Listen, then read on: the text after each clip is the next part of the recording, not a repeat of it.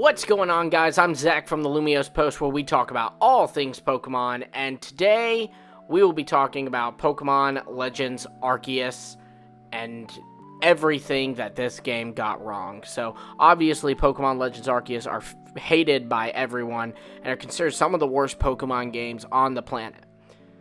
I'm kidding. People adore them, and for the record, I adore this game. This was so hard to make. These games are probably the closest to perfection that Pokemon has and will ever get. Like, they were really good, in my opinion at least. But every game has flaws. That's what this is all about, this series. And today, we're going to be talking about the flaws that we can see in Legends Arceus. So, number one is Melly. Melly's the worst. Yeah, like I said, I really had to scrape the bottom of the barrel, and frankly, Melly, while I do absolutely hate Melly, some of you may like Melly. I don't understand that, but nope. Anyway, so the next thing is about how Pokemon Legends Arceus, a game that is about Arceus, one would assume, because Arceus is in the title, is actually not about Arceus at all. Like, seriously, he plays such a small part in the game. Like, you see him at the beginning, and, you know, kind of the end, the completed the entire game is having caught Arceus at the end, but the main story is about Dialga and Palkia, really, and the post-game story is really about Volo and Giratina.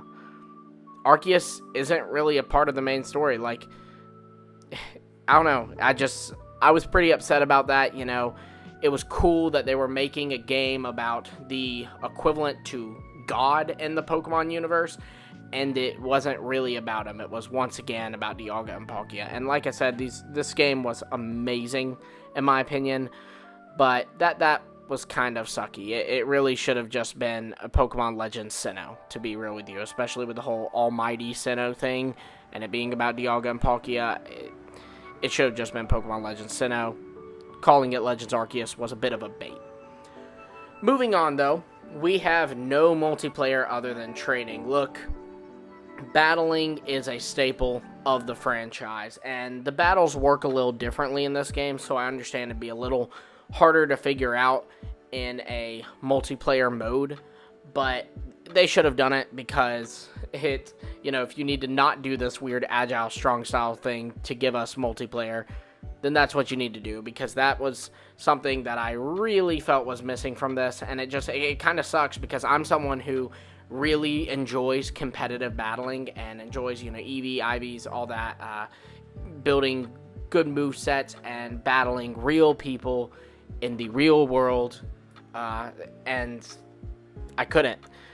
So it kind of sucked because there's these new Pokemon that I'm super excited about. Like, I loved Ursaluna, I loved Hisui and Samurai. My whole team, with the exception of Lucario, was new Pokemon, and I was so excited to use them, and then I couldn't. And so now, here I am in August, like 8 months after the release of these games, and it's just kind of stale to me now. Like, I can't use these Pokemon. I'm excited to use them in Scarlet and Violet, but that's kind of sad too, because when I'm first able to use them, there'll be all these other new Pokemon that aren't even connected to older Pokemon, but are brand new Pokemon in their own right, like Satitan or Fuecoco, that people are going to be more excited to use. So I feel like it did these new Pokemon and new forms injustice, as well as just kind of the buyer of the game injustice, because this is a main part of Pokemon, and we weren't able to do it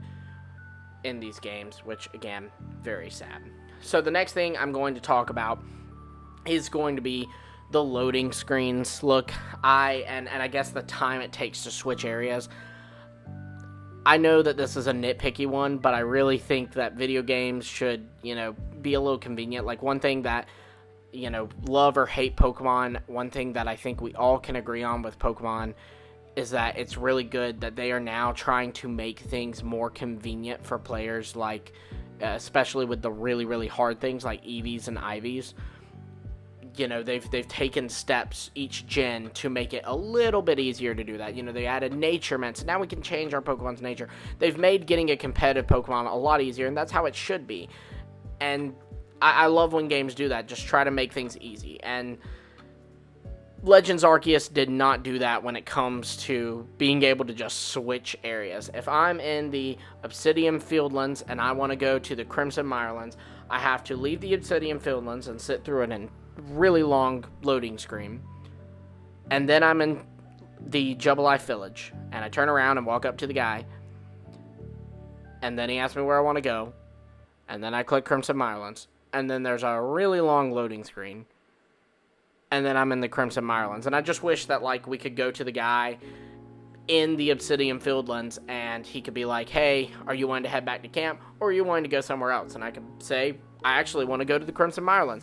And boom, I hop over to the Crimson Mirelands. I don't see why I have to go back to the village each time to venture out to another place. That was really annoying to me. And again, I know it's a nitpicky thing, but it's one of those things that just a little bit of more there would have made the game so good. Like, it makes me tire of the little I forget what they're called, but when you're shiny hunting and, you know, you have to go to these swarms, essentially, you have to leave an area, come back to an area, leave, come back, and it's so exhausting because you have to go back to the village and then go to a new area. And they just really should have made it a lot more convenient because it makes me tired of shiny hunting a lot quicker. Again, nitpicky, I know. Now, the last thing is that there was no happy ending for Ingo. A moment of silence, please. Yeah, it's really sad. I hope that one day, even if it's in like Legends Unova or Unova remakes or whatever it may be, I really hope that they wrap this up at some point, because like at least Annabelle in Sun and Moon, who was a faller just like Ingo was, she got a happy ending. You know, she was clearly like into Looker, and Looker was clearly into her, and you know, she had this new job, and she was loving life. But Ingo, it just kind of ends on the somber note of like he has this very faint memory of his brother and of his Pokemon, and that's it. And that's just kind of how it ends for him. And I really hope that this is picked up in the future, because that is not how I wanted it to end. But yeah, so let me know your thoughts on this list. Let me know what problems you think Pokemon Legends Arceus had, and let me know, do you like Melly? I don't. Be sure to also like, subscribe, and hit the bell for notifications. Talk about all things Pokemon here. And this is kind of the closing of a long series we've been doing. So it's been a lot of fun. Thank you all for watching this series. And until next time, I will see all of you later.